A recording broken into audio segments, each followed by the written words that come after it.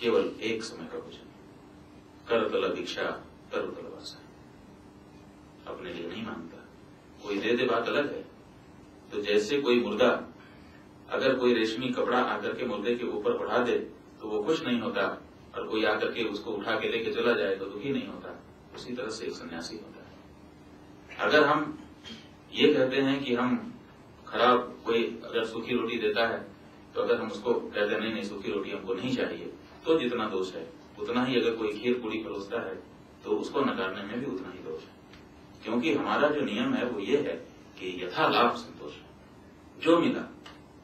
कभी कभी पूरी सब्जी भी अपने लिए हानिकर होती है। मान लीजिए कि पेट गड़बड़, उस समय स्वास्थ्य ठीक नहीं है, उस समय कोई गरिष्ठ भोजन परोसता है तो उसको खाना खुशी की बात है कि दुख की बात है? उसको खाना भी दुख की बात है, लेकिन सन्यासी को खाना पड़ता है।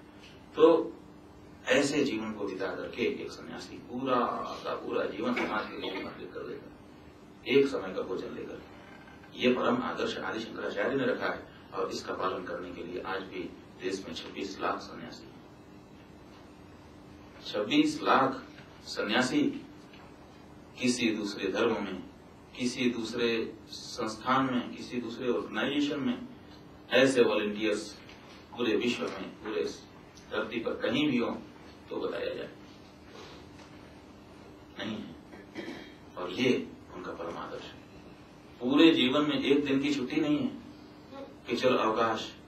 लोग साप्ताहिक अवकाश लेते हैं, मासिक अवकाश लेते हैं, राष्ट्रपति भी वर्ष में 6 दिन का अवकाश लेते हैं, लेकिन एक सन्यासी जिस दिन से चोला पहनता है उस दिन से जल समाधि या भू समाधि लेने के समय तक एक दिन का अवकाश अपने जीवन में स्वीकृत नहीं करता है।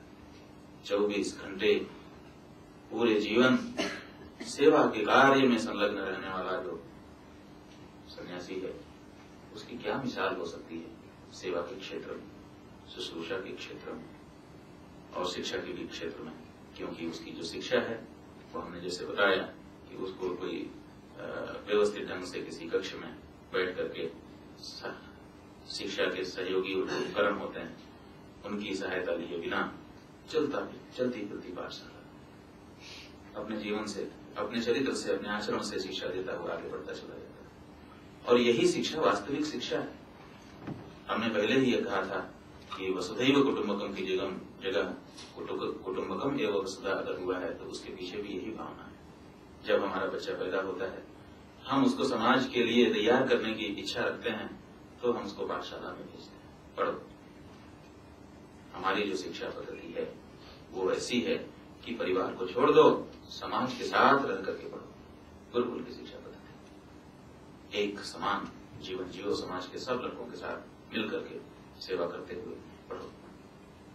तो उससे जब तक वो बिल्टअप होता है, जब तक वो तैयार होता है, तब तक उसका जो दृष्टिकोण है वो सामाजिक हो जाता है, विशाल हो जाता है। यही तो विकास है। डेवलपमेंट क्या है? डेवलपमेंट ये नहीं है कि सड़क चौड़ी हो जाए, डेवलपमेंट ये नहीं है कि कमरा बड़ा हो जाए। असली डेवलपमेंट ये है कि हमारा हृदय विशाल हो जाए, हमारा मस्तिष्क संकीर्णता के दायरे से ऊपर उठ जाए।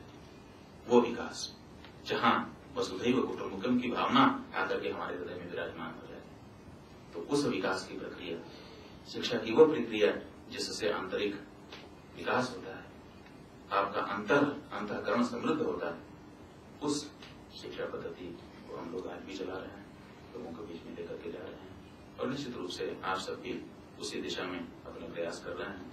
तरीके अलग अलग हो सकते हैं, लेकिन एक व्यक्ति समर्पित रूप से एक संस्था का वॉलंटियर बन गया है, और एक समर्पित होकर के किसी संस्था का वॉलंटियर नहीं बना है, लेकिन उसके हृदय में परमात्मा की कृपा से, पूर्वजों के पुण्य से एक विशाल भावना आकर के विराजी है। तभी तो वो अपने समय से थोड़ा सा समय निकाल करके पूरे विश्व के बारे में चिंतन करने के लिए कहीं बैठता है। तो निश्चित रूप से आप सब भी बहुत आदरणीय हैं, आप सब भी उसी मार्ग में लगे हुए हैं।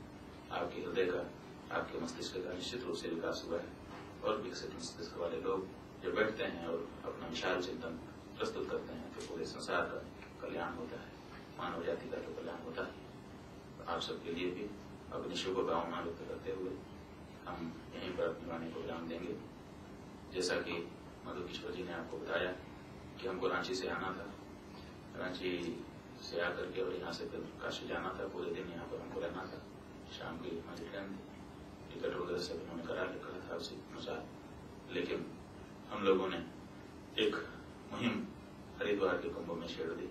शायद आप लोगों में से कुछ लोगों को पता, अभी आप लोगों ने सुना होगा 1 दिन या 2 दिन के पहले आपकी इसी दिल्ली में एक इच्छाधारी महाराज पकड़े गए। तो इच्छाधारी तो नागिन होती है, लेकिन जो है एक महाराज पकड़े गए, कहा कि इच्छाधारी महाराज। अब एक तो यहाँ पकड़े गए, लेकिन अनेक आपके शहर की हर गली में घूम रहे हैं इच्छाधारी। जिसको देखो वो ये जो लाखों साल से त्याग और तपस्या के बल पर गिरवे वस्त्र में जो समाज के हृदय में एक अच्छी छवि भरी गई है, उस छवि को तुरंत बना लेने के लिए बहुत सारे लोग सिलवा करके और पहन लेते हैं और निकल पड़ते हैं।